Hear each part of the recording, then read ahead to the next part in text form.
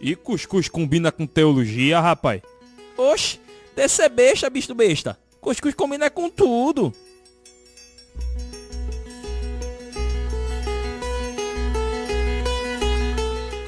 Bem, pessoal, antes de começar esse bate-papo sobre esse tema extremamente importante, eu quero lembrar para vocês que a gente não está dando com a palavra patroa nesse período de quarentena.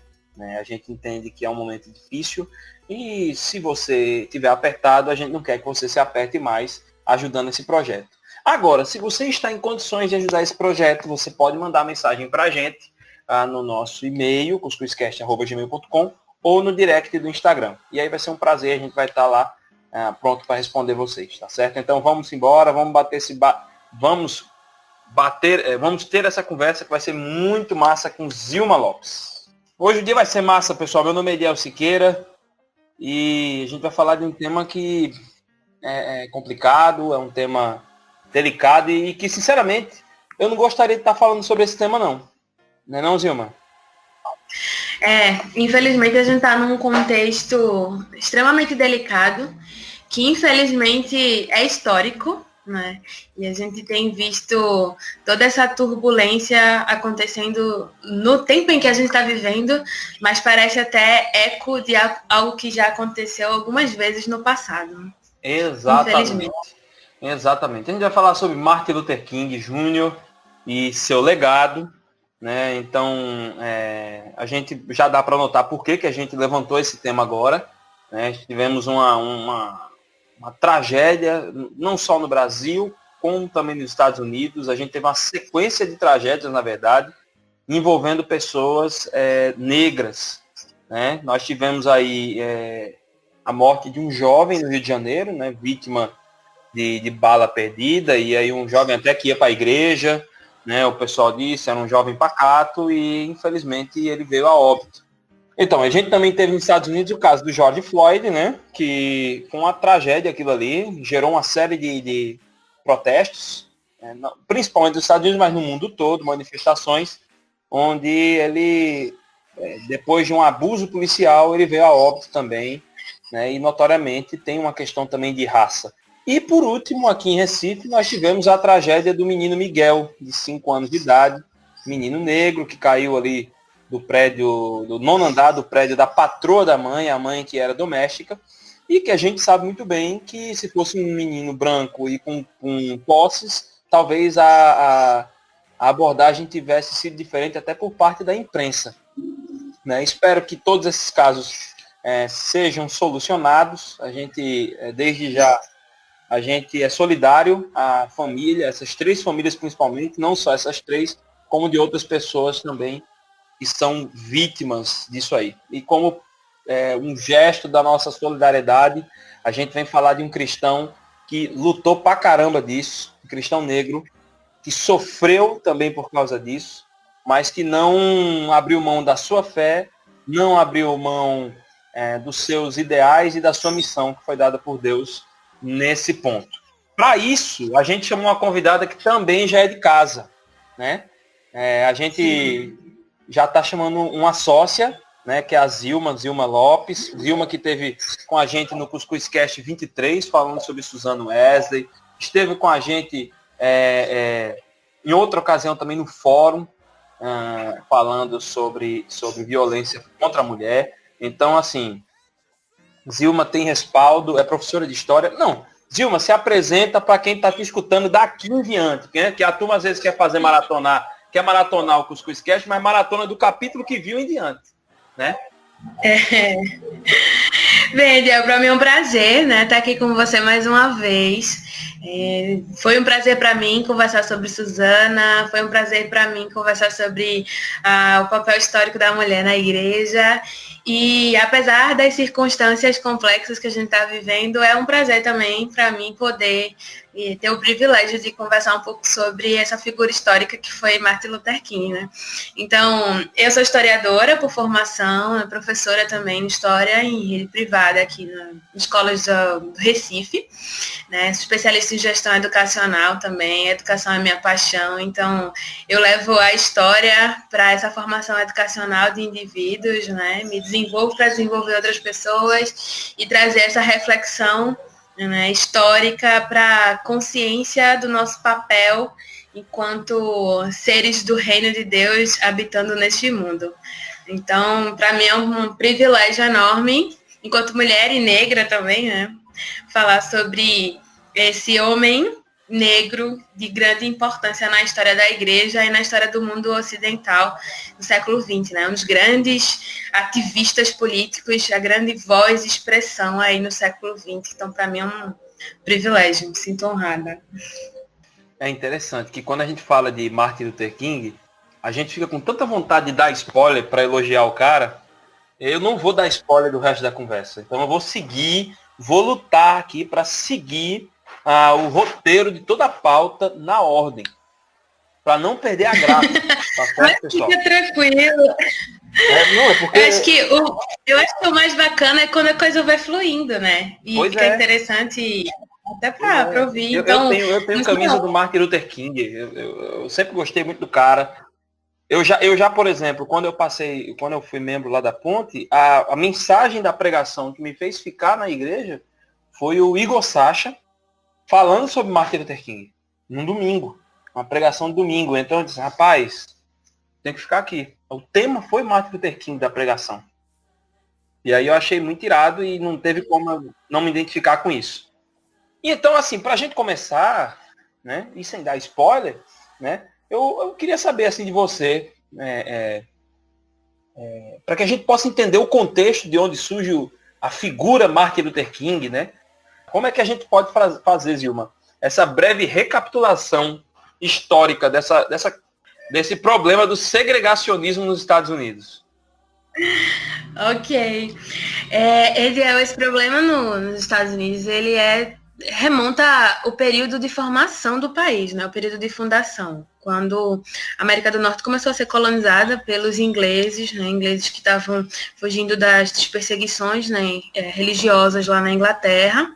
Então, grupos de puritanos vêm para a América do Norte, começam a fundar ali as colônias, e aí, com o passar do tempo, a necessidade de mão de obra para o desenvolvimento, principalmente das colônias mais ao sul, né, envolve as pessoas no esquema de tráfico, né, de pessoas para escravização. Né? Então, pessoas começaram a ser compradas e até sequestradas também do continente africano. Essa história é bem conhecida nossa, né? Só estou repontuando aí. E para servir de mão de obra gratuita, né, nos Estados Unidos, principalmente nas colônias do sul, que eram em sua maioria colônias que desenvolviam monoculturas, né, tabaco, arroz, algodão, e aí era um sistema latifundiário, enquanto que nas colônias do norte era um processo mais industrializado, né, mais urbanizado, com trabalhadores livres e etc. Então, a gente vê se desenvolver um sistema escravocrata muito sólido na região sul, ali das colônias, e na região norte é um sistema um pouco mais flexível, um pouco mais livre, embora não completamente, como eu posso dizer, não completamente aberto a relações interraciais, digamos assim, né? Porque naquele contexto o africano era visto como alguém inferior, de fato.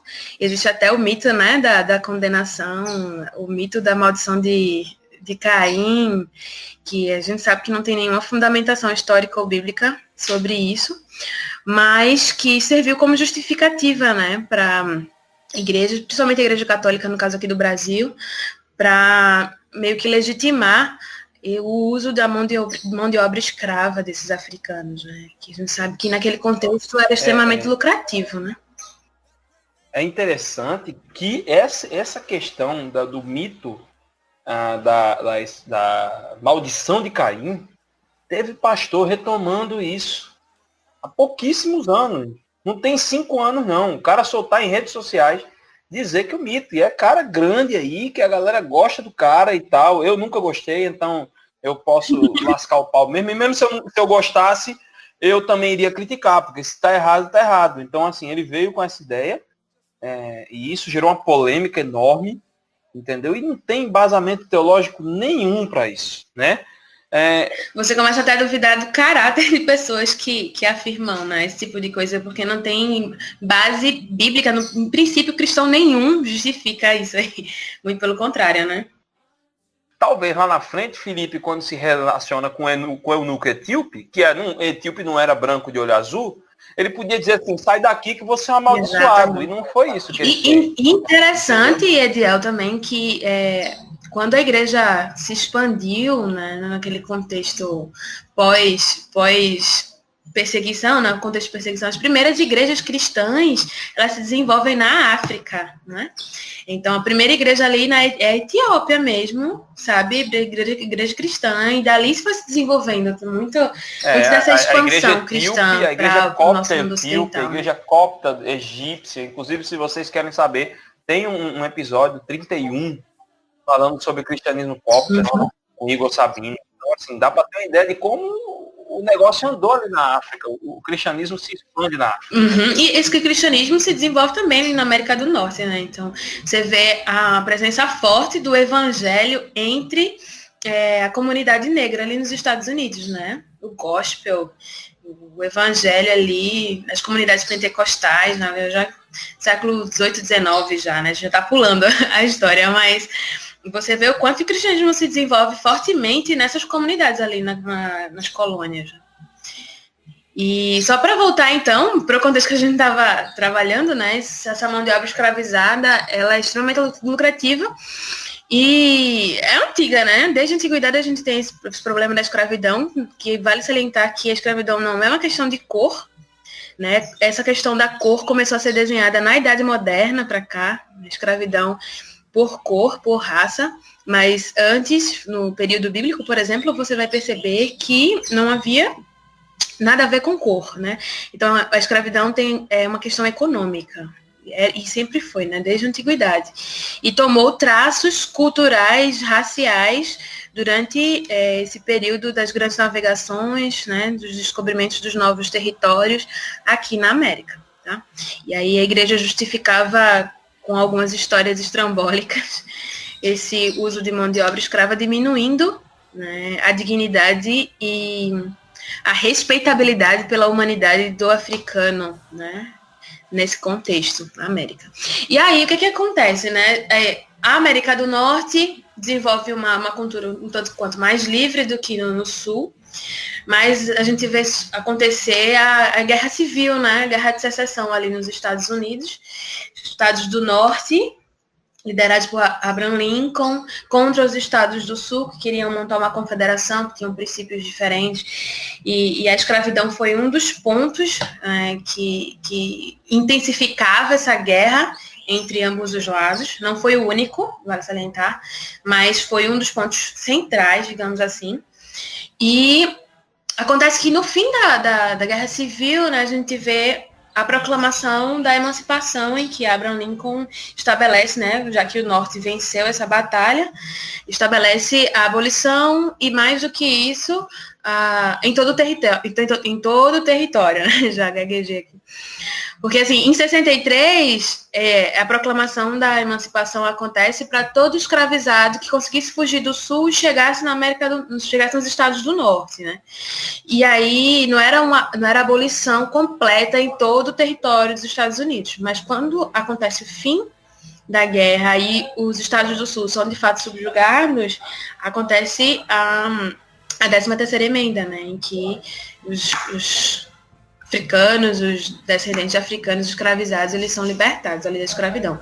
No entanto, acontece que os estados do Sul não se rendem, né? Procuram criar leis estaduais e municipais, leis locais que restringem a interação do negro com brancos, que restringem a dignidade mesmo humana dessas pessoas. E aí começam as leis de segregação racial, né? Isso vai se tornando tão forte nesse contexto que a gente ainda hoje tem resquícios lá nos Estados Unidos dessas leis segregacionistas, né? Inclusive tem aquelas leis Jim Crow, né? Que foram inspiradas num comediante branco que pintava o rosto, né, de preto e satirizava os africanos, satirizava os negros, e eles eram ridicularizados, né, nesse contexto. Então, toda e qualquer tentativa de interação de negros com brancos era extremamente rechaçada.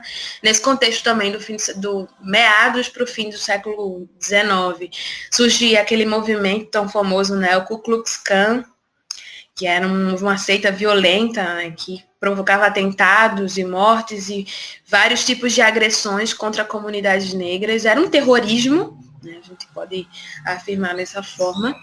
Era um terror psicológico, um terror físico, agressões de todos os tipos, mortes. De início, a União enviava tropas e conseguia abafar esses movimentos de supremacistas brancos, né? Mas no início do século XX, esse movimento ressurge com muita força. Então, no contexto em que Martin, eu já ia falar Malcolm, no contexto em que Martin ele vai crescendo e se desenvolvendo, a Ku Klux Klan ainda tem vários atentados assim famosos, né? Agora vale falar também, já que eu falei em Malcolm, a gente já pode partir para a questão da família, né? Século XIX e começa século XX. Martin. E aí já começa a ficar pertinho do cara, né? E como é que o Martin Luther King chega nessa discussão? Como é que uma coisa encontra com a outra, né? Como é que chega a isso? Então, ele cresce numa família, é importante falar sobre a família dele, porque quando a gente for tratar um pouco a relação dele com Malcolm, por exemplo, o desenvolvimento de Malcolm foi numa família extremamente desestruturada, mas Martin não. Martin, ele cresceu numa família estruturada, seu pai era pastor, seu avô era pastor, né? Não que o fato de ser pastor seja o fator legitimador da estruturação familiar, né? Mas, assim, ele vem de uma tradição familiar com uma postura ética, né? A família dele é organizada. Ele não era pobre, miserável, ele vivia relativamente bem, né? Enquanto pobre, o pai batalhava para, dentro das suas condições, suprir todas as necessidades dos filhos, né? Ele teve uma educação cultural interessante. Inclusive, ele chega ao doutorado, né? Ele faz o seu doutorado em teologia, mas ele também fez filosofia, sociologia. Então, ele tem um aparato familiar que proporciona a ele um desenvolvimento intelectual saudável, um desenvolvimento emocional saudável, entendeu? Então, ele viveu num contexto de igreja, ele recebeu instrução religiosa durante a sua infância e adolescência, né? Ele participava ativamente da escola dominical, embora, por alguns registros que a gente tem, ele tinha certas dúvidas em relação à fé, porque a comunidade em que ele cresceu era tipicamente fundamentalista, né? Pentecostalista e tal, então de alguma forma isso mexia com eles, alguns comportamentos, só uma coisa que é importantíssimo você ter falado, que ele vem de uma família estruturada. Por que isso? Existe, aqui no Brasil já existe isso, mas nos Estados Unidos existe muito mais forte essa ideia de que se o cara é negro, ele automaticamente vem de uma família onde a mãe é uma drogada e o pai é um bêbado. Então, se você assiste o Todo Mundo Odeia o Chris, que é uma série tão ingênua, entendeu? Começa a ter uma visão crítica do Todo Mundo Odeia o Chris, que tem muito ensinamento e muito combate a racismo ali, entendeu? Tanto que existe a professora do personagem principal, ela faz críticas pesadíssimas, e justamente o Chris vem de uma família super organizada e bem estruturada, e ela duvida do Chris. E isso é uma verdade, infelizmente, a gente se pega duvidando, né, aqui no Brasil, nos Estados Unidos, e é muito interessante isso. Por isso que foi muito bom você ter mencionado isso. Inclusive, na autobiografia dele, Ediel, que vale a pena até colocar no link, talvez, na descrição aí do podcast, tem um momento em que ele fala isso. Quando ele vai para a faculdade, no região norte, acho que não lembro agora qual foi o estado e qual foi a faculdade, mas ele tinha uma preocupação em estar sempre bem vestido e bem arrumado, então era impecável o sapato dele, as suas roupas bem passadas. Ele fazia questão de chegar com pontualidade em todos os seus compromissos, porque de modo algum ele queria que as pessoas meio que confirmassem o estereótipo de que o negro era desleixado, desorganizado, descompromissado, preguiçoso. Ele não queria de modo algum corroborar esse estereótipo. Então ele se preocupa muito também com essa questão da apresentação visual, o modo de se comunicar com as pessoas, e isso também é muito forte no desenvolvimento da oratória dele, né? Ele se preocupa com a forma como ele se expressa, com a forma como ele se coloca desde cedo. Então, isso também é fruto da educação que ele recebeu de seus pais, né? É fruto dessa preocupação aí familiar.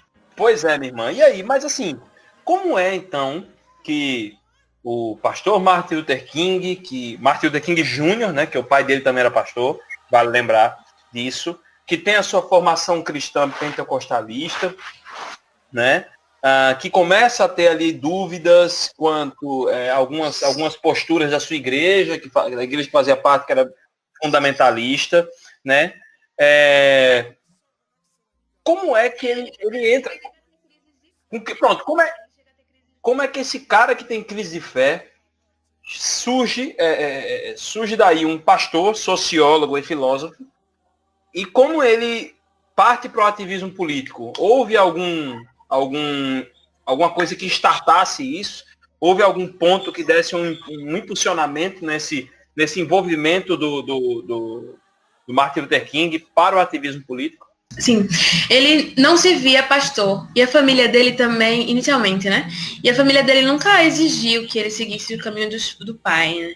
Então ele sempre tinha uma visão de que o ministério dele era viver, né? Enfim, e durante a formação dele, foi que ele foi percebendo que uma forma que ele tinha de servir à humanidade, né, servir a Deus, servir ao reino, seria exercendo mesmo a função pastoral. E ele entendia essa postura pastoral dele não com uma visão deslocada do mundo, né, uma visão espiritualista, como normalmente era pregado, né, e era ouvido nas comunidades fundamentalistas que ele frequentava. Ele começa a ter contato com autores do evangelho social enquanto ele está no seminário, tá? Então ele é extremamente influenciado por Paul Tillich. Ele faz uma análise também de... eu não consigo falar aquele nome alemão, do Niebuhr, não lembro agora o nome.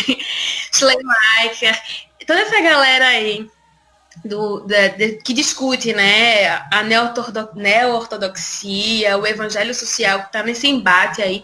Ele vai lendo, vai se apropriando, né, dessa visão teológica. Ele começa a flertar também com o liberalismo teológico nesse contexto. Ele até fala que, de uma certa forma, ele se entrega, não sem muita crítica no começo, mas depois ele vai percebendo algumas falhas, né, no liberalismo teológico e começa a atender mesmo para a neoortodoxia. Mas aí ele se inspira mesmo nesse papel do cristão atuante no mundo. Então ele vê o seu ministério pastoral como alguém que está com a missão de desfazer as cadeias da injustiça. Né? A visão dele enquanto pastor é essa, é batalhar pela verdade e pela justiça e ver onde o oprimido está vivendo, do porquê que ele está sofrendo, quais são as cadeias, né, que o prendem. Então, ele vai se descobrindo no seu contexto político-racial ali, né, e quando ele volta da faculdade, ele se casa e decide ir para o local onde começa todo o problema lá com Rosa Parks, né, que é o eu só não consigo falar o nome em inglês. Meu inglês tá péssimo, tá, gente? Montgomery. Montgomery. Pronto, vamos lá. 1, 2, 3, que é pra 1, 2, 3 e... Qual é o nome do local? Montgomery. Georgia, né? Isso. E aí, não, no Alabama. Não, Alabama, perdão. Alabama, isso. E aí ele decide ir para esse local, mora lá. Ele topa, na verdade, um convite para pastorear a igreja lá. E ele achou que seria interessante para poder terminar a tese de doutorado dele lá. Só que pouco tempo depois que ele chega e começa a atuar na igreja, acontece o caso de Rosa Parks, né, que é uma membro da comunidade, costureira, negra, pobre. Tá lá no ônibus, né, essa história famosa que a gente conhece. E, de repente, ela precisa se levantar, porque a lei obrigava naquele contexto, né, que se houvesse um branco que precisasse sentar naquele local que era reservado dentro dos ônibus, o negro tinha que se levantar e sair. E era tão humilhante isso, porque ainda que houvesse lugar, que os espaços reservados para as pessoas brancas não estivessem completamente ocupados e e o espaço dos negros estivessem repletos, os negros não tinham direito de sentar e ocupar o lugar de uma pessoa branca no ônibus. Acontece que, num contexto como esse, um branco chegou, queria ocupar o seu lugar de direito, entre aspas, né? O direito legal, jurídico naquele contexto. Ela decide que não vai se levantar. Já estava saturada, né? Era gota d'água. Os negros já estavam enfrentando essa situação de segregação já há um bom tempo, então lanchonetes eles não poderiam ocupar livremente qualquer lugar, restaurantes, teatros, as escolas também eram segregadas, tinham escolas para brancos, escolas para negros, né? Os bebedouros, tem fotos aí, inúmeras na internet que chocam a gente, né?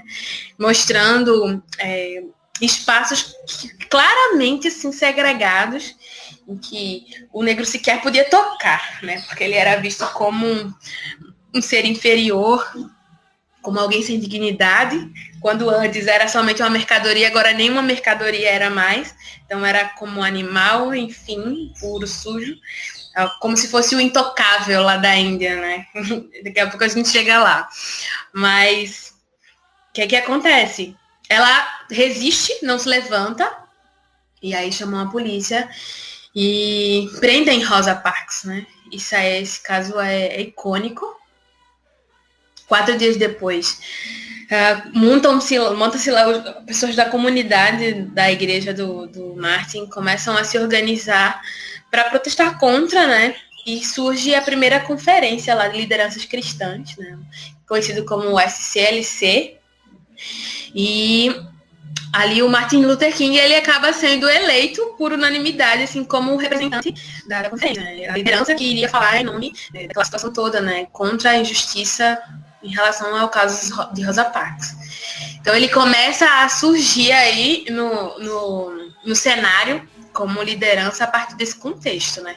Foi meio que empurrado. Ele foi para uma cidade, topou o convite de pastorear uma igreja num local mais calmo, entre aspas, né? Em que ele pudesse, de fato, desenvolver a sua tese, concluí-la, defendê-la com certa tranquilidade, né? E acaba sendo tomado pela corrente dos eventos políticos que vão se desenvolvendo ali naquele contexto, ocasionados pelo caso de Rosa Parks, né? Então, a partir daí começa o seu posicionamento. Bem, você falou aí sobre a relação, você falou sobre a Índia, e aí nos leva também a uma relação dele com o Gandhi. Como é que se deu essa relação do Luther King com o Gandhi? Então, o Martin, eu gosto de chamar ele de Martin porque eu acho fofinho. Ó, ele começa a adotar mesmo uma postura, ele passa por várias reflexões, né? Primeiro a gente tem que pensar que a postura ativa política dele, inicialmente é inspirada apenas no contexto bíblico, né? Nos princípios bíblicos. Mas ele começa a se questionar sobre a eficácia do método cristão. A Bíblia, na visão dele, né, continha os princípios para a resistência e para a postura e o ativismo cristão, mas na visão dele não havia um método claro, entende? Na Bíblia que indicasse sobre como proceder nesse caso. E aí ele começa a estudar, e durante mesmo o percurso dele teológico, ele vai se aproximando do pacificismo, né? E ele vai entendendo que essa postura da não violência proporciona métodos eficientes de resistência, né? E é interessante que ele frisa bastante o seguinte sentido.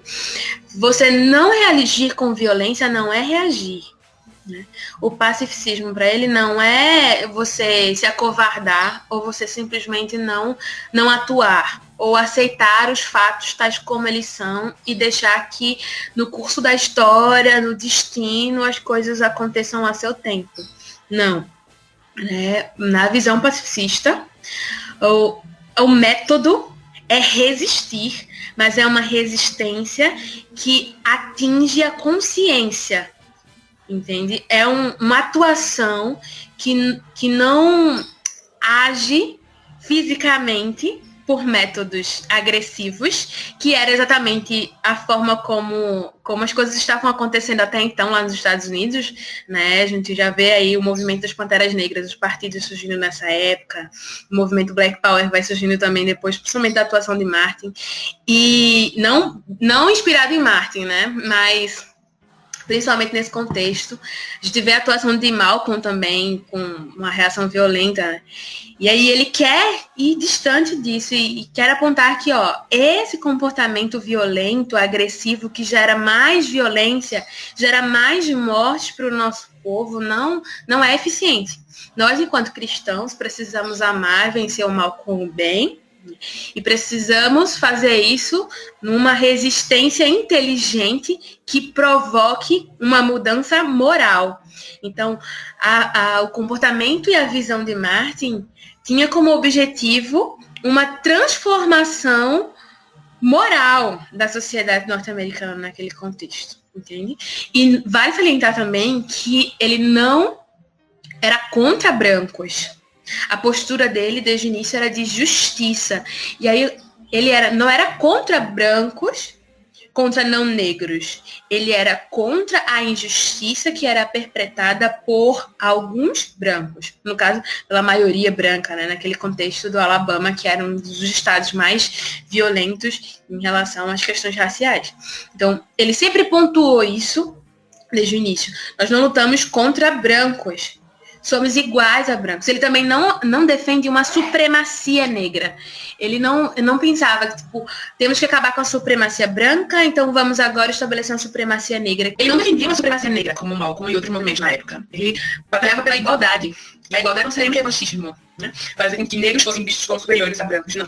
A pauta de Luther King era a unidade, a igualdade e a unidade, né? Prática do amor cristão, que une diversos povos, tribos, línguas e nações, né? Que a gente conhece, que a gente aprende a partir do Evangelho. Não existe diferença, né, entre etnias e raças, mas todos são iguais perante Deus, dignos. Né? Então, o trabalho do Martin era também de uma educação dos próprios negros, né? Ele começou um trabalho de valorização dos negros sobre si mesmos. Assim, ele faz algumas reflexões interessantes perceber isso, que a autoestima da comunidade negra era rasíssima, né? Era muito baixa, por conta desse histórico mesmo de desvalorização, né? De preconceito, de racismo, enfim, violência verbal, física e tal. Então, com o movimento, a partir de Rosa Parks, e tudo que eles vão conseguindo construir ao longo ali, somente da década de 60, né, que a gente tem como auge ali 60, 63, né, até 65. Não, 60 foi a década, viu? Durou décadas. Com Rosa foi em 55. Não, eu tô falando assim, da década de 60 foi a década de muitas transformações. Foi. Tudo começa principalmente ali depois de 55, né? O caso de Rosa 55, mas o auge vem na década de 60, né? Quando ele começa a batalhar pelos direitos civis, né? Pelo direito ao voto. Inicialmente a batalha foi contra as leis de segregação, lá no Alabama. Né? Depois depois que eles conseguem derrubar esse contexto aí das leis de segregação, a pauta agora é o direito ao voto, né? Porque apesar de teoricamente, legalmente, os negros terem direito ao voto por conta da 15ª emenda, na prática isso não acontecia, principalmente nos estados do Sul, por uma série de manobras jurídicas que foram feitas nas políticas locais para impedir os negros de votarem, né? O que acontecia? Então, e como nos Estados Unidos existe uma independência entre os estados de lei e algumas leis, Isso. Então, cada estado mandava, né? E lá no Alabama mesmo, para a comunidade negra conseguir se registrar para votar, era praticamente impossível. Então, você tem milhares de negros no estado, mas eram 3 centenas que conseguiam direito ao voto.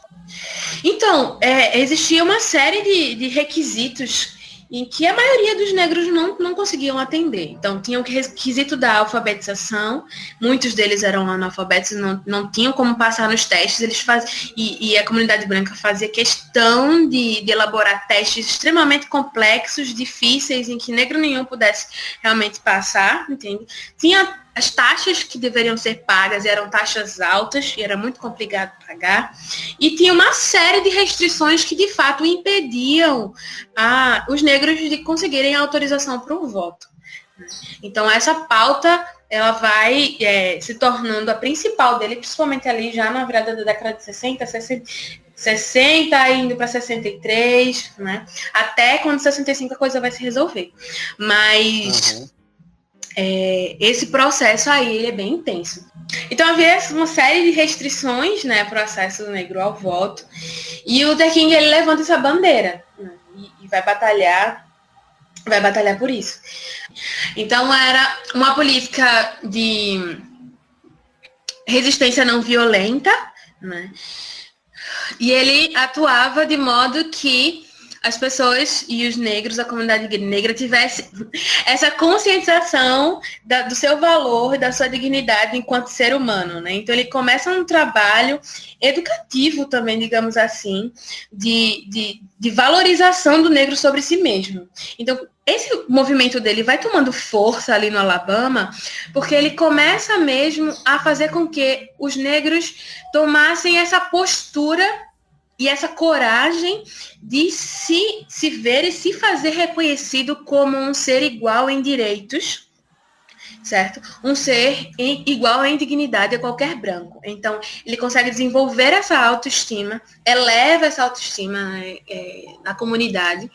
E quando acontece lá no contexto dos boicotes em relação aos ônibus, toda aquela movimentação e ao engajamento dos negros, você percebe a galera realmente se unindo, caminhando e se conectando a propósitos muito maiores do que a si mesmos, do que o seu próprio direito individual.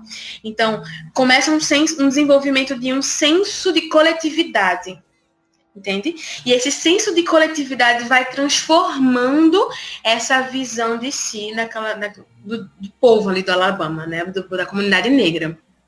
E isso é interessante porque essa consolidação e esse aprimoramento dessa visão sobre si, muitas vezes ocasionavam uma exacerbação das reações quando eles sofriam algum tipo de represália policial, por exemplo.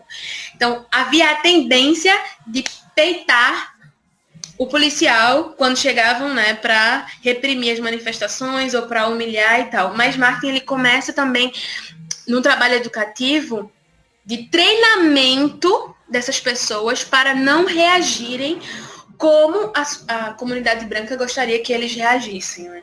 Então, antes os negros eram provocados a reagir com violência. Alguns deles acabavam reagindo com violência. Isso piorava a situação. E Martin, então, resolveu, né, e foi trabalhando assim, no momento que ele vai se inspirando no pacificismo, principalmente do que ele vai conhecendo e vendo do que está acontecendo lá na Índia, da resistência não violenta, ele vai inserindo esse método no movimento negro ali no Alabama e vai treinando esses manifestantes, treinando essas pessoas engajadas a não resistirem violentamente. Então, é um processo de transformação de mentalidade e comportamento mesmo que vai acontecendo ali, sabe? Não é simplesmente... Porque assim, vamos imaginar, Ediel, eu e tu, a gente passa por uma situação de opressão durante toda a nossa vida, somos cuspidos, humilhados, xingados, né? Geracional, histórico, você vê seu pai, sua mãe, sua avó sendo humilhado, sendo morto, né? Bomba explodindo na sua casa de madrugada, crianças morrendo, né? Então, quando você está numa manifestação e você é provocado, está ali de boa, né? Isso é geracional, uma manifestação pelos seus direitos, mas você está pacífico. Vem alguém da polícia, né? Com arma, com cacetete, com cachorro para soltar em cima de você, com jato de água, que foi o que aconteceu, né, em Selma, em Birmingham também.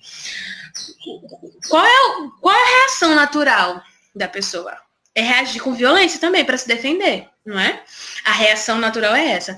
Mas o trabalho que Martin e a liderança que está com ele naquele contexto vai fazendo com esses negros é um trabalho de treinamento, sabe?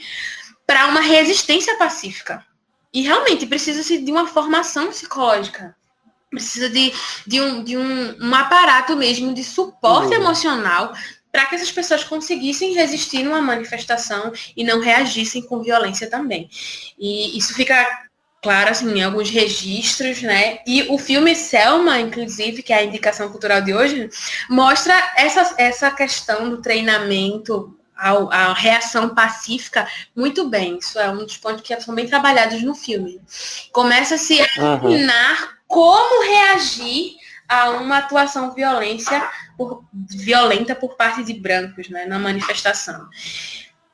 Agora vem cá, tu tá falando aí dessa relação dele com Gandhi, foi legal, ensinou, treinou, mas pro Malcolm X isso não colava, né? Não, com o Malcolm não colava, não. Malcolm, ele vem de uma estrutura completamente distinta, né?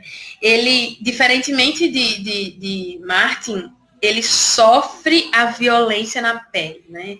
A sua avó foi estuprada, seu pai foi assassinado, né? O contexto social em que ele vive é violento e ele acaba absorvendo esse ódio. Então, enquanto Martin prega o amor, Malcolm vai falando não com ódio. E Malcolm, ele era abertamente, publicamente contra Martin, né? Ele não perdia a oportunidade de lançar críticas públicas a Martin Luther King, dizer que ele era pago por brancos, que ele era um vendido, digamos assim, né? Então ele vociferava várias críticas a Martin por conta dessa postura de não violência. E aí ele é uma pessoa que vai se agregar ao islamismo, né? Ele é um grupo do Islã, e aí, por consequência, anticristão também nesse contexto aí. Então, ele não é somente... Influenciou bastante o Muhammad Ali, né? O boxeador, né? Cassius Clay. Ele influenciou pra caramba o Cassius Clay, né? Que é o Muhammad Ali, o boxeador, né? O Malcolm X. Ele foi um dos grandes influenciadores do... O movimento de Malcolm X é um movimento violento, né? Um movimento que levanta a bandeira do ódio mesmo. A gente tem que estabelecer a supremacia negra. E era exatamente o inverso do que Martin Luther King pregava e como ele se inspirava lá no exemplo de Gandhi, né? Na Índia.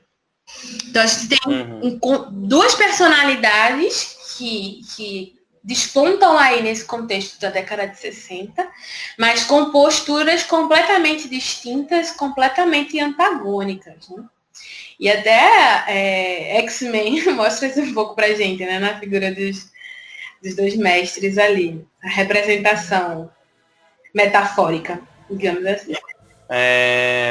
Tem uma outra pergunta aqui que eu gostaria de fazer.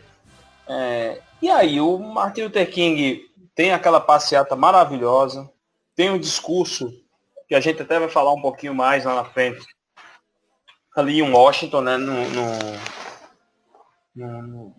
esqueci agora no local, mas... É o monumento de Lincoln, né? No monumento de Lincoln, eu ia falar no monumento de Washington.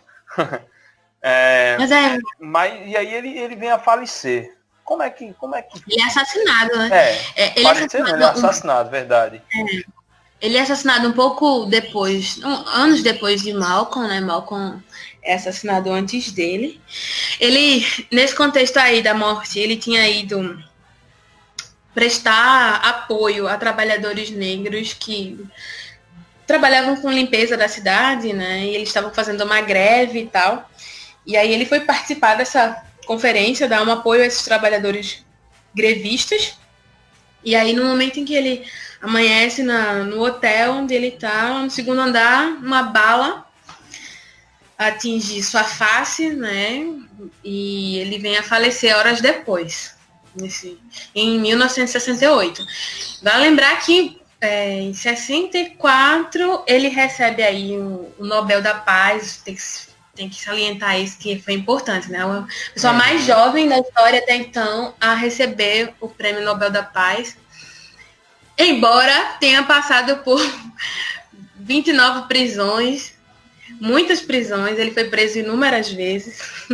Ele foi esfaqueado também por uma senhora, segundo alguns registros, não era louca. Esfaqueou. Foi uma senhora. Né? O cara foi preso 29 vezes. Inclusive, 2 meses depois dele receber o Prêmio Nobel da Paz, ele foi preso. Né? Inclusive, falar sobre as prisões é interessante. Porque, assim, uma das últimas estratégias, né, nesse contexto da década, nesse contexto do ano de 64, mais ou menos, por ali, pós-Birman, para Selma, mais ou menos, eles começam uma estratégia de desobediência civil em massa, né? Eles começam a desobedecer várias leis injustas, né, que humilhavam os negros, e aí eles começaram a ser presos em massa, assim. Eram centenas de pessoas sendo presas, abarrotando a prisão. Então, começava uma crise, né? Eles partiram do pensamento seguinte: se uma pessoa só desobedece, essa pessoa vai ser presa, vai ser torturada, enfim, vai ser morta sozinha, não vai ter efeito. Mas se milhares de nós, né, em massa, desobedecermos e formos aprisionados, isso vai causar uma dramatização, uma comoção nacional, e os poderes, eles serão forçados a fazer alguma coisa, né? Ele começa a utilizar crianças também nas passeatas para sensibilizar as pessoas, né? Nesse contexto também a televisão, né, já está apresentando em rede nacional a crueldade e a brutalidade ali, principalmente no ano de 63, lá em Birman, mostrando a violência, né, contra os negros. Então, e vale salientar também, Ediel, que o apoio de pessoas brancas ao movimento, ele não começa após a visibilidade na televisão, né? Existiu, sim, apoio desde o início, né? De amigos do próprio Malcolm, pessoas brancas, né? Malcolm não, do Martin. Malcolm não, Martin. É tudo com M e a pessoa fica com a cabeça meio troncha. Mas, assim, pessoas dos estados do norte também, que apoiavam. Não, e é interessante que você pode até ver o vídeo no YouTube um dos maiores discursos dele, né? Se não for o maior, né? O I Have a Dream. E você vê que na passeata tem gente de vários credos e várias raças. Sim. Isso é interessante ser falado. Essa passeata aí é o ápice, né? É quando ele consegue, inclusive, apoio de movimentos sindicais em massa nesse contexto, né? Várias pessoas brancas e pobres brancos também, porque vale salientar, ele era anti-pobreza. A maioria dos negros eram pobres, mas haviam muitos brancos pobres também. E no começo dessa jornada, quando ele trabalhou num período numa fábrica, e nessa fábrica ele percebia que pobres brancos também passavam por muitos problemas. Mas ainda assim, a situação do negro era bem pior. Mas ele vê como a pobreza como uma mazela, né? Precisava ser extirpada. Então ele ganha, assim, muitas pessoas brancas no movimento, tá? Principalmente depois, nessa passeata aí para Washington mesmo, ele já tem todo um aparato, ele já conseguiu muita visibilidade, né, social, e existe um apoio muito maior de várias igrejas, de vários indivíduos de religiões diferentes. Não que ele tenha recebido apoio sempre de igrejas brancas, porque ele não recebeu.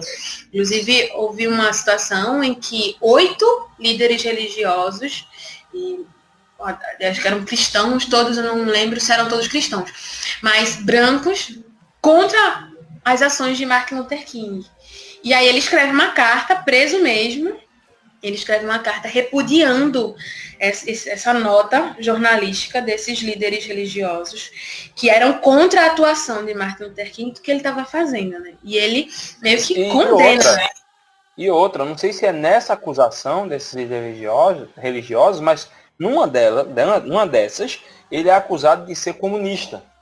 Agora, o cara que é acusado de ser comunista nos Estados Unidos, em plena Guerra Fria, era uma acusação gravíssima. Era gravíssimo. E ele vai se defende também. E dizendo os pontos que não faziam se sentir um comunista, né?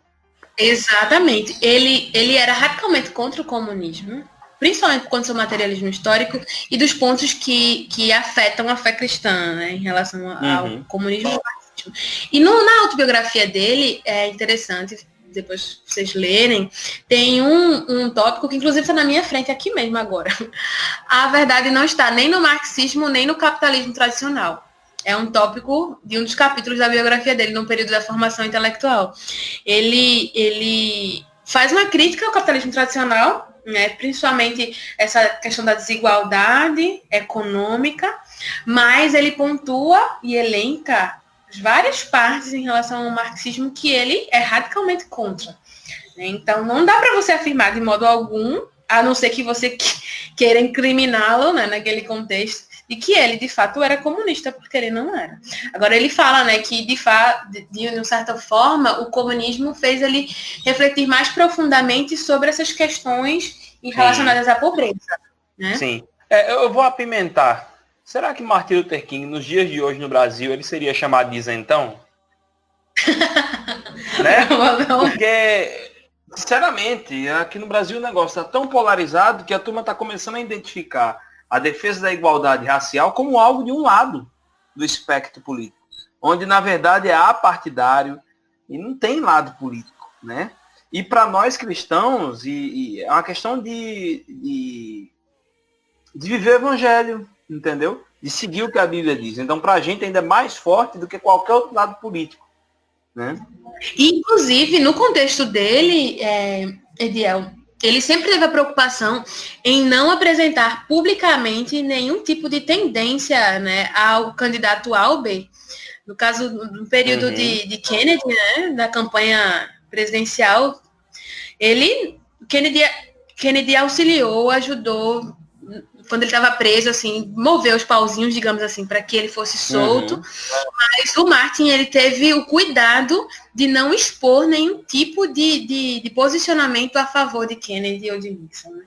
Ele se coloca mesmo como alguém que agradece, né, publicamente, mas que não se posiciona a favor de candidato A ou B. Durante toda a sua jornada, do seu ativismo político, ele procura não colar a sua imagem a nenhum tipo de candidato ou de político A ou B. Embora ele tenha tido relações próximas, né, tanto com Kennedy, tanto com Johnson, depois da morte de Kennedy, né, quando Johnson o Lyndon Johnson, né, o vice. Que é o cara que vai promulgar as leis civis, né? O direito civil e tal. E estabelece as várias emendas que desburocratizavam a liberdade do acesso ao voto das pessoas negras. Mas ele se preocupa em não se colar a nenhuma dessas imagens políticas, porque ele, enquanto cristão, quer ser, de fato, livre, né, para atuar de acordo com os princípios bíblicos e não ficar amarrado a nenhuma ideologia ou partidarismo. Oh, meu Deus, por que a igreja brasileira não está fazendo isso? Não é? Ai, meu Deus do céu, eu não vou falar mais não, porque senão a turma vai chiar, entendeu? E o foco é Martin Luther King agora, nesse momento. Olha, Zilma, assim, pra gente encerrar esse bate-papo, que dá muito pano pra manga, daqui a pouco eu vou sair cheio de crise aqui, desse bate-papo, porque a gente tem que fazer uma análise, a gente vê que a gente retrocedeu pra caramba, principalmente como igreja, em muita coisa, em outras a gente avançou, mas enfim, eu tô saindo mais indignado daqui. Qual o legado, ou quais os legados, quais os ensinamentos, não sei nem se existem legados, mas assim, quais os ensinamentos que o Martin Luther King nos deixa? Conhecer a história de Martin Luther King e ver a sua atuação é extremamente inspirador, porque ele não é o tipo de cristão ou tipo de pastor que descola a sua vida do mundo real, né? Que descola a sua vida. O que nenhum cristão deveria fazer, né? O que nenhum cristão deveria fazer, né? Exatamente. E a gente tem, infelizmente, essa dicotomia, né, entre o que é o reino de Deus e o que é o reino dos homens, né? Então, o cristão não deve se envolver em política. Isso é muito sensível, né? Como assim cristão não deve se envolver em política? É por conta de cristãos terem se isentado de uma atuação política que talvez hoje a gente está na situação que estamos aqui no Brasil por conta disso, né? E o Mark mesmo fala isso na morte de uma cultura. O fato da gente ter fugido da nossa responsabilidade, da nossa atuação, de salgar o mundo com os princípios bíblicos, os princípios do evangelho, meio que e a gente entregou nas mãos, né, de Satanás um governo que não pertencia a ele, né? Então a gente vê governos corruptos, a gente vê uma moral corrupta, corrompida, e que existe ali no nosso meio hoje, talvez porque a gente tenha se isentado ou fugido desses espaços e deixado somente alguns poucos, né, ocupando, sendo vozes sozinhas nesse meio, né, político. Então, Martin, ele vem com esse exemplo de alguém que toma uma causa, agora uma causa que não é social simplesmente, é uma causa pecaminosa, né? É uma causa que surge decorrente do pecado humano. E isso faz a gente parar e refletir. Então, os problemas sociais, os problemas políticos que nós temos hoje são todos decorrentes de pecado, né? A gente, enquanto cristão, precisa ler o mundo dessa forma.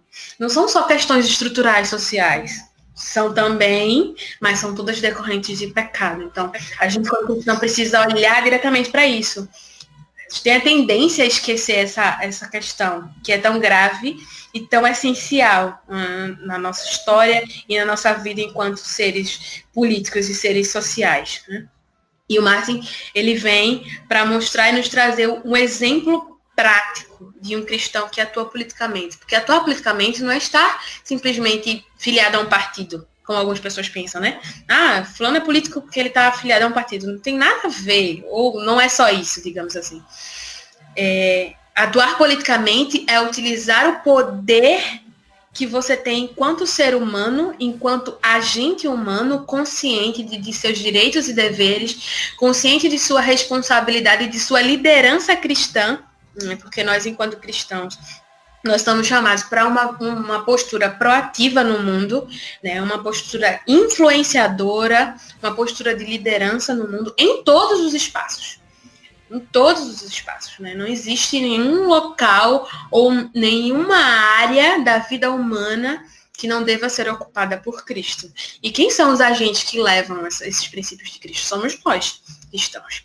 Então, essa herança, essa visão que a gente tem que fazer perdurar da atuação de Martin Luther King, né?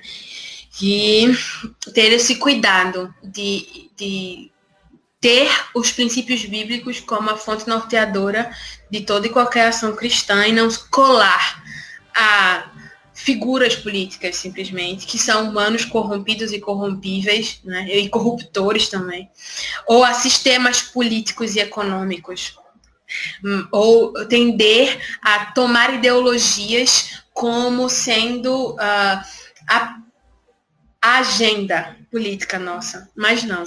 Olhar para os princípios bíblicos, para o amor cristão como a nossa agenda.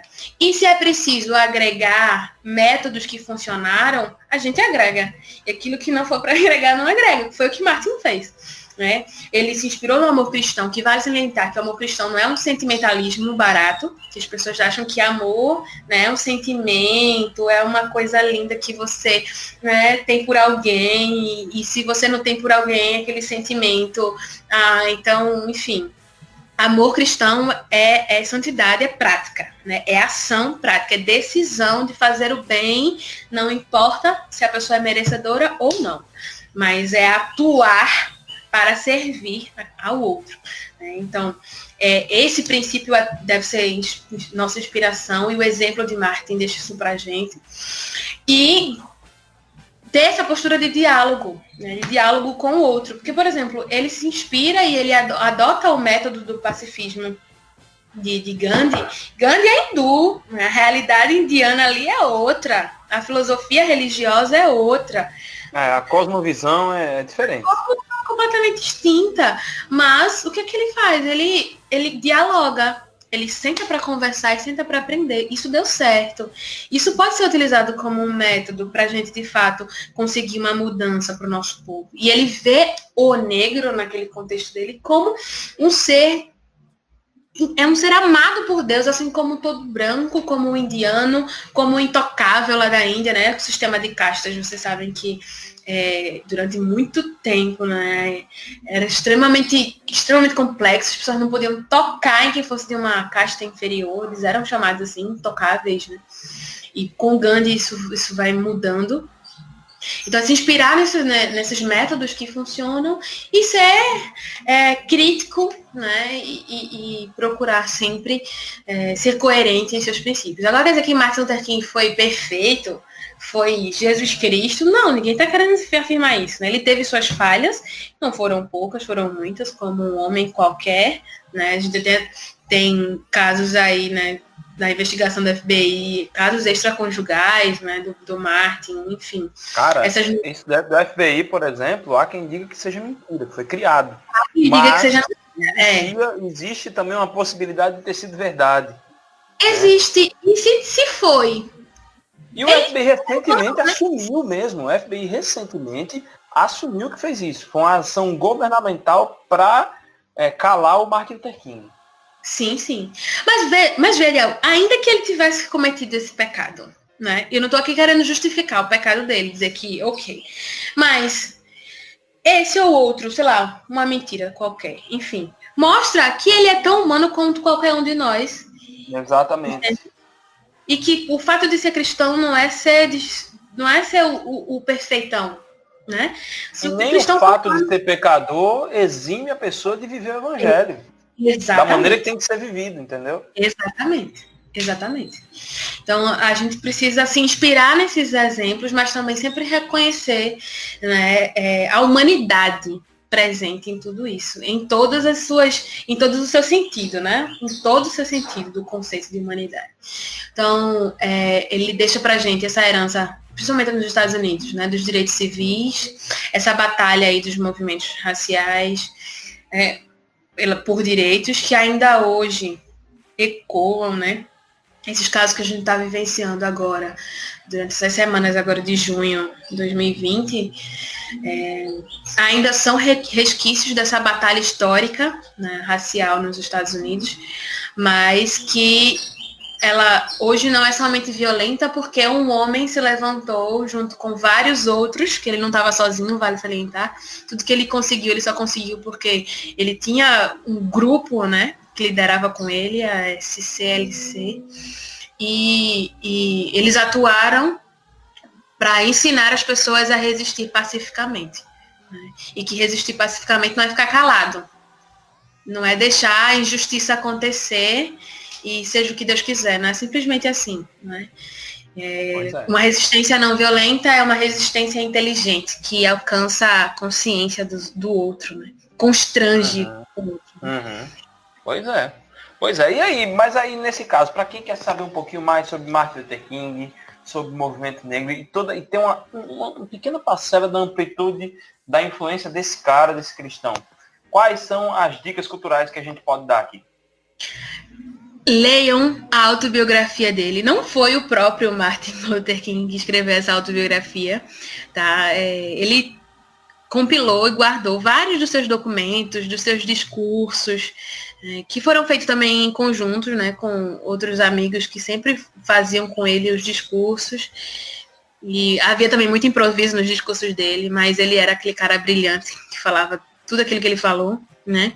Então, a esposa, após a sua morte, separou vários desses documentos, entregou a um historiador lá dos Estados Unidos, e ele, junto com a equipe editorial, escreveu esse livro, que é um livro muito interessante. Eles fazem uma narrativa em primeira pessoa, então você imagina que é o próprio Martin falando, escrevendo. É uma narrativa muito gostosa de se ler, você aprende e conhece muitos detalhes, né, da história, da vida dele, principalmente essa questão política, né? Não é um livro que fala das minúcias da sua vida privada, mas é um livro que trata as questões principais. Então você vai ter muita informação bacana sobre o modo de pensar, a cosmovisão do Martin Luther King, as coisas como aconteceram nos bastidores, né, de acordo com seus relatos, com os relatos dele, de acordo com os recortes, né, de jornais que esses historiadores compilaram. Então é um material muito legal que está disponível na internet. Acho que vocês podem colocar aí na descrição do vídeo, do podcast, talvez. Tem também um compilado dos seus principais discursos, que é chamado Os Principais, um apelo à consciência. Tem a apresentação, inclusive, de Rosa Parks, que foi super importante, né, no início do movimento. Os melhores discursos de Martin Luther King, foi publicado pela Zahar.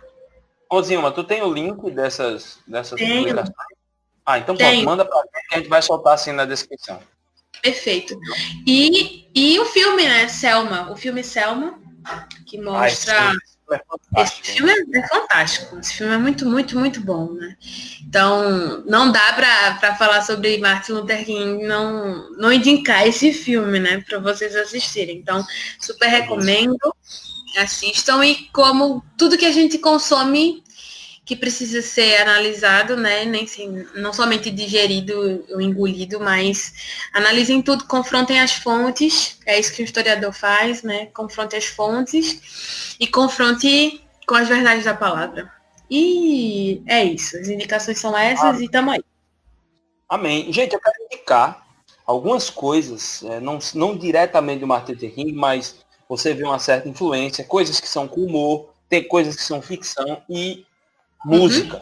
Pronto, eu quero indicar aqui, com humor, que eu acho que vale a pena você assistir. Pode parecer ingênuo, mas você vê que o filme é baseado em fatos reais. Claro, algumas coisas são aumentadas porque é comédia, né? E se passa na década de 80, isso quer dizer, 20 anos depois de todo esse movimento. E você vê que ainda existia. E aí, se você bota para mais 30 anos, que é a época que a gente está agora, ainda, infelizmente, existe. A série é o Todo Mundo Odeia o Chris, né? Pode parecer pouco que eu estou indicando, né? Outra coisa também que eu quero indicar é um filme chamado Infiltrados na Clã. Infiltrado na Clã. Esse filme é sensacional, é uma ficção. Vai ser muito bom, vale muito a pena assistir. Ganhou até o Oscar, se eu não me engano, esse filme. Se eu não me engano, ele chegou a ganhar o Oscar. Ele foi indicado, isso aí eu sei. E o outro são 3 cantores, duas cantoras negras da época do Martin Luther King. Uma é a Nina Simone, essa foi a artista valendo, né? A Aretha Franklin, uma cristã, também mulher negra, vale muito a pena, eu gosto muito do som delas, então sou suspeito de falar.